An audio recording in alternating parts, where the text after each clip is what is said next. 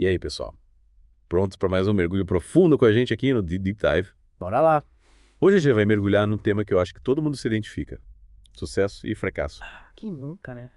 Para esse mergulho, a gente vai se basear no artigo O Sucesso e o Fracasso, da Marinice Pereira. Uma expert em neurociência, física quântica e psicologia positiva. É mais de 40 anos de experiência, então já viu, né? Já vai ter bastante coisa para desvendar. Com certeza. E já vou avisando. Preparem-se para ir além daquela ideia, digamos, tradicional de que se você se esforçar, sucesso é garantido. Tipo, a gente sabe que a vida real não é bem assim, né? Nem um pouco. Aliás, você já se pegou se sentindo tipo, sei lá, o Sísifo, sabe? Se esforçando, se dedicando, mas sem nunca alcançar o sucesso de verdade. Ah, sensação mais comum do que a gente imagina. É, parece que a gente tá sempre empurrando uma pedra montanha acima, sabe? Sem nunca chegar no topo. No artigo, a Marinês usa o termo síndrome de Sísifo para descrever exatamente isso. Interessante. E o que a neurociência tem a ver com essa síndrome? É que ela pode nos ajudar a entender por que, às vezes, a gente se sente preso nesse ciclo. Um dos conceitos-chave aqui é a plasticidade cerebral. Plasticidade cerebral. É, a capacidade do nosso cérebro de se adaptar e se remodelar ao longo da vida. A cada nova experiência, a cada aprendizado, novas conexões neurais são formadas. Mas, e quando a gente vive num ciclo de frustração constante, como na síndrome de Sísifo? Acho que a gente meio que se condiciona a esperar o fracasso, né? Tipo, nosso cérebro se acostuma com a ideia de que por mais que a gente se esforce, as coisas não vão dar certo. Exatamente. E essa crença, essa falta de esperança acaba impactando a nossa capacidade de aprendizado, de resiliência, de adaptação. É como se a gente estivesse preso num loop negativo. E como a gente sai desse loop? Tem algum botão de reset no nosso cérebro? Oh, se fosse tão fácil assim, né? É. Mas, falando sério, a Marines destaca a importância da inteligência emocional para romper com essa síndrome de Sísifo. Inteligência emocional. Mas a gente não tá falando de sucesso e fracasso. Qual a relação? A inteligência emocional é a chave para lidar com as emoções, principalmente as negativas. Tipo raiva, frustração. Isso. E a síndrome de Sísifo é basicamente um ciclo de frustração constante, né? Faz sentido. Mas como a inteligência emocional entra em jogo nesse contexto? Me dá um exemplo prático. Imagina um empreendedor que está tentando tirar um novo negócio do papel. Ele investe tempo, dinheiro, energia, mas as coisas não saem como ele esperava. Ele enfrenta obstáculos, comete erros e, claro, começa a se sentir frustrado, desanimado. Poxa, acho que todo mundo que já tentou empreender já passou por isso. A gente coloca o coração naquilo e quando as coisas dão errado, é normal sentir para baixo. Sim, totalmente normal. E é aí que a inteligência emocional faz a diferença. Uma pessoa com a inteligência emocional desenvolvida, mesmo diante das dificuldades, consegue se manter focada, controlar a ansiedade e buscar soluções. Ela entende que errar faz parte do processo, que os erros são oportunidades de aprendizado e que a persistência é fundamental. Ou seja, a inteligência emocional ajuda a gente a transformar a pedra do fracasso num degrau para o sucesso. Perfeito. E tem um estudo da Journal of Applied Psychology que mostra que a capacidade de regular as emoções, especialmente em momentos de estresse, está diretamente ligada à capacidade de superar obstáculos e alcançar resultados. Então, basicamente, quanto mais controle a gente tiver sobre as nossas emoções, maiores as chances de lidar com os fracassos de forma construtiva e alcançar sucesso. Exato. Mas a inteligência emocional não é o único fator, né? A Marinice também fala da importância de analisar o contexto, o cenário em que a pessoa está inserida. Tipo, as circunstâncias da vida da pessoa. Isso. As oportunidades que ela tem, os desafios que ela enfrenta. Às vezes, por mais que a pessoa se esforce, por mais inteligente e resiliente que ela seja, o contexto pode ser tão desfavorável que o sucesso se torna muito mais difícil. Entendi.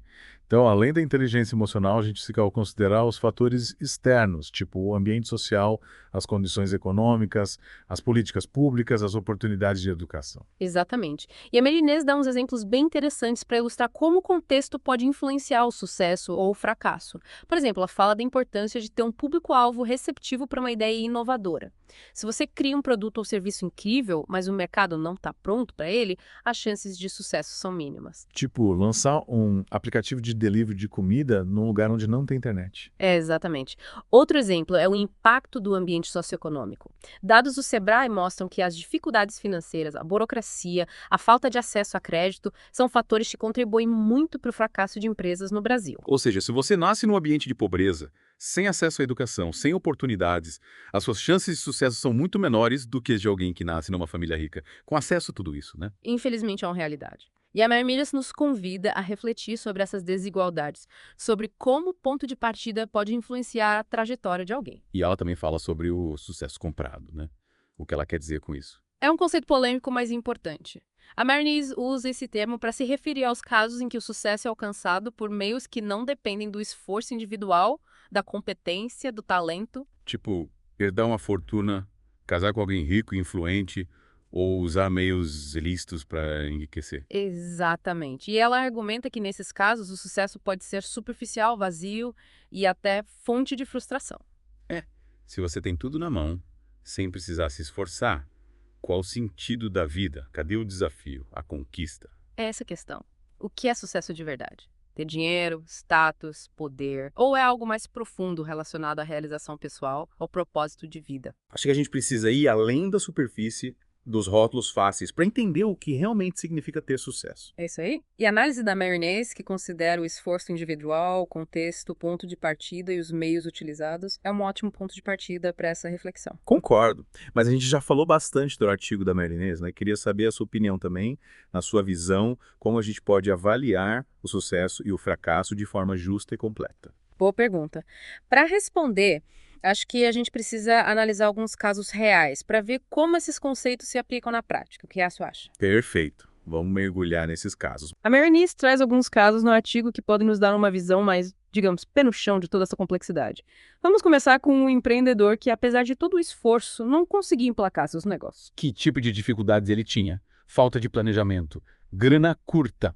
Na verdade, o problema dele era mais, digamos, interno. Ele tinha muita dificuldade em lidar com as próprias emoções, era inseguro e não sabia lidar com críticas. Falando da inteligência emocional. Exatamente. Ele tinha um nível baixo de inteligência emocional e isso afetava diretamente a forma como ele encarava os desafios do empreendedorismo. Se deixava abater pelos obstáculos, tinha dificuldade para tomar decisões e não conseguia construir uma boa relação com clientes e parceiros. Parece que ele estava preso naquela síndrome de Sísifo que a gente estava falando antes, né? Se esforçando, mas sem sair do lugar. Perfeito. Um exemplo clássico da síndrome de Sísifo no mundo dos negócios. E o triste é que, muitas vezes, a gente se sabota por causa da falta de inteligência emocional. É como ter um carro potente, mas não saber dirigir. Você pisa no acelerador, mas não sai do lugar porque não sabe usar as ferramentas. Boa analogia. A inteligência emocional, o volante, os freios, o câmbio, tudo o que a gente precisa para dirigir nossa jornada com segurança e eficiência. E como a gente desenvolve essa inteligência emocional? Tem algum curso, manual de instruções? Quem me dera. Mas existem algumas ferramentas e técnicas que podem nos ajudar, como a autoconsciência, a autorregulação, a empatia e as habilidades sociais. E como a gente usa isso no dia a dia? Me dá um exemplo de como a autoconsciência pode ajudar. A autoconsciência é a capacidade de reconhecer as próprias emoções, seus pontos fortes, seus pontos fracos e o que te leva a agir de certas maneiras. Por exemplo, se você sabe que você é impulsivo em momentos de estresse, você pode criar estratégias para lidar com isso. Tipo, respirar fundo, contar até 10, sair da situação por um momento para se acalmar. Isso. A autoconsciência te ajuda a ter mais controle sobre suas reações, a não agir por impulso. A tomar decisões mais conscientes. Exatamente. E aí entra a autorregulação, que é a capacidade de gerenciar as emoções, de não se deixar dominar. Se você está com muita raiva, a autorregulação te ajuda a expressar isso de forma construtiva, sem agredir ninguém. Tipo um filtro É. que ajuda a gente a dosar as emoções. É uma boa forma de ver. E a empatia, como ela entra nesse processo. A empatia é se colocar no lugar do outro, né? Entender o que ele está sentindo. Isso. Essencial para construir relações saudáveis e produtivas, tanto na vida pessoal quanto profissional. Se a gente entende o outro, a gente se comunica melhor, resolve conflitos de forma mais pacífica. Exatamente. E, por fim, as habilidades sociais, que são aquelas que a gente usa para interagir bem com os outros. Comunicação, saber ouvir, negociar, resolver problemas em conjunto. Então, a inteligência emocional é um conjunto de ferramentas que a gente usa para lidar com os desafios da vida. E no caso do empreendedor que a gente estava analisando, a falta de inteligência emocional era um dos principais motivos dos fracassos dele. Faz sentido. Mas voltando aos casos reais, a Mary também fala daquele herdeiro que tinha tudo, mas se sentia infeliz, né? Sim, um exemplo clássico do que a Mary chama de sucesso comprado. Ele tinha dinheiro, status, empresa, mas se sentia vazio, sem paixão, sem objetivo de vida. É como se ele tivesse ganhado o jogo sem jogar. Tem o troféu, mas não tem a experiência da conquista. Exatamente. E essa falta de sentido, essa sensação de vazio, pode ser tão ruim quanto o fracasso. E qual a lição que tiramos desse caso?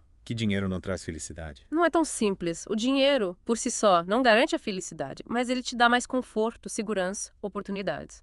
O problema é que a felicidade de verdade, aquela que vem de dentro, não se compra. Ela precisa ser construída? Exatamente. E o caso do herdeiro nos mostra que, às vezes, a gente precisa sair da zona de conforto, do que é familiar, para encontrar o nosso caminho. Sair da zona de conforto. Se aventurar.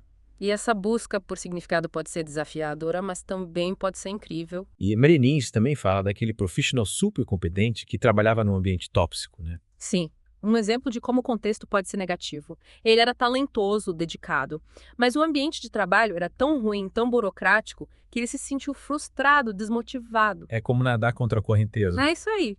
E esse caso mostra a importância de escolher um ambiente de trabalho que te inspire, que te desafie, que te faça crescer. Mas e se a gente tiver escolha? E se a gente precisar trabalhar num lugar que não é o ideal? Aí a inteligência emocional é fundamental. A capacidade de lidar com o estresse, de se manter motivado, de construir relações positivas, mesmo em ambientes difíceis. Por não se deixar contaminar. Exato. Esses casos que a Marines traz são muito ricos em aprendizado, né? Vimos como a inteligência emocional, o contexto e os nossos valores são importantes na busca pelo sucesso. Chegamos à parte final do nosso mergulho no sucesso e o fracasso. Acho que depois dessa análise toda, a gente nunca mais vai ver esses conceitos da mesma forma, hein? É verdade, acho que a gente desconstruiu bastante coisa. Vimos que não existe receita de bolo para o sucesso e que o fracasso não é o fim, mas parte do caminho. A Marines termina o artigo com uma frase que resume bem isso. O sucesso e o fracasso são multifacetados. Não dá para simplesmente rotular algo como sucesso ou fracasso sem analisar tudo que está envolvido. E para ajudar nessa análise, ela propõe um checklist com 4 pontos principais: o esforço individual, o contexto, o ponto de partida e os meios usados para alcançar o objetivo. Gostei desse checklist. É tipo um guia para a gente avaliar tudo de forma mais justa e completa. Isso. E o primeiro item é o esforço individual. O quanto a pessoa se dedica à energia que ela investe. Mas, como a gente já viu, o esforço sozinho não garante nada. A gente viu aquele caso do empreendedor que se esforçava muito, mas não tinha inteligência emocional. Acabava preso no ciclo de frustração. Exato. O segundo item é o contexto, o cenário em que a pessoa está inserida.